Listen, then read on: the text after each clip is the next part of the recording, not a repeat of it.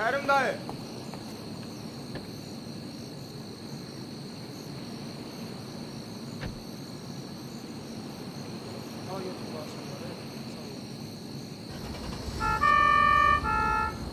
Bugün akşam qonşu bağda deyəsən nəsə baş vermişdi. Evdən çıxan cavan oğlan maşını yerində elə fırlatdı ki, az qaldı divara çırpsın. Hörümçəyin də qanı qara idi.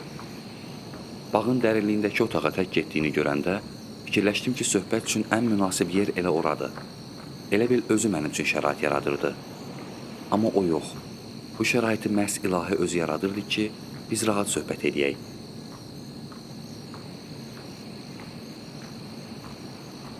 Onun da əhvalından bir şey anlamadım. Qərəz, bugün getməyə cəsarət eləmədim.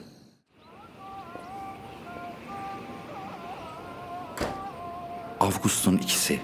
Bağa maşınsız gəlmişəm. Təmir üçün maşını ustanın yanında qoydum. Neçə gündür onların bağını müşahidə edirəm. Hörmüçək bağda mühafizəçidə saxlamır. Bu da bir əlamət. Kaş bugün axşam həmin otağa gedəydi. Nədənsə inanıram ki, o bu gecə həmin otağa gedəcək. Bu işi həyata keçirmək üçün hər addımımda hansısa gözə görünməz qüvvənin köməyimdə durduğunu hiss edirəm. Rastlaşdığım bu əlamətlər məni daha da cəsarətləndirir.